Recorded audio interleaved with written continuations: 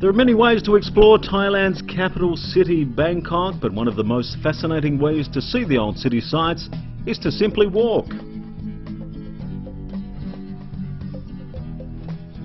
On this tour, the journey begins in Thonburi, the largest district that consists of the entire west bank of the Chao Phraya River.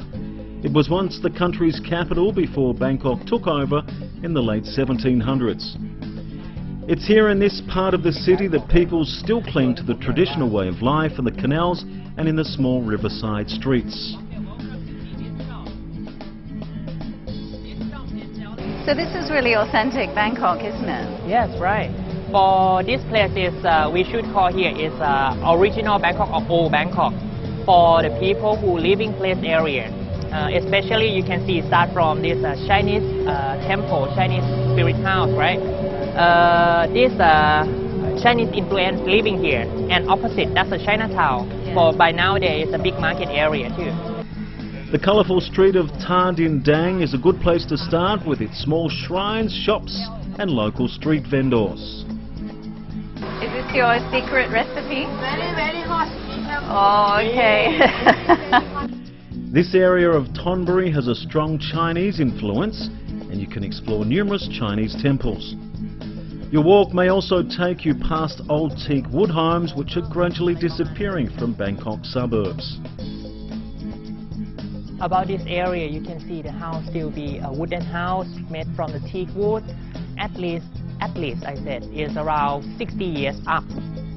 This is original design, the house design of people living here.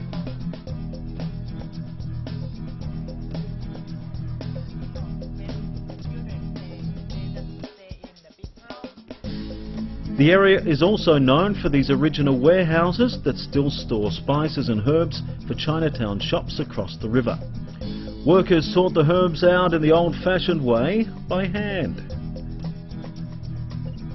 This old salt factory is the only one of its kind still in the inner city, and it's also been used as a set for movies and local TV dramas. So Roxanne, have you ever seen Bangkok from this perspective? No, it's my first time. Yeah, it's very interesting, isn't it? It was really interesting to see the mixture of culture and to get into the local life.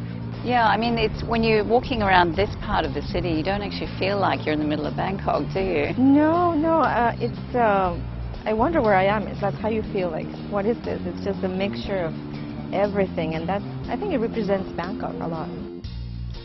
A must-see is the lovely Princess Mother Memorial Park dedicated to the late mother of Thailand's current monarch, His Majesty King Bhumibol Adulyadej.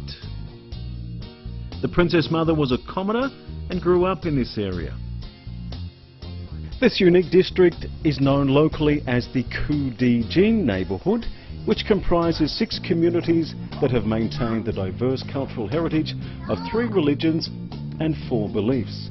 They are Theravada Buddhism, Mahayana Buddhism, Christianity and Islam, all coexisting in perfect harmony. Islam came to Bangkok with many early Indian and Malay traders, and one of the city's original mosques is located in this district. The nearby Guan Yu Shrine is dedicated to the ancient Chinese god of war.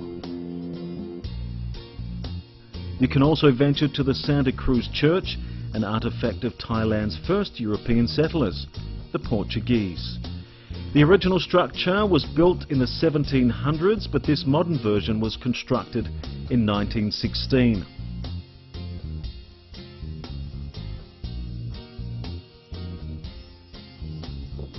Take the time to also explore Wat Kalyana Mit, or the True Friend Temple.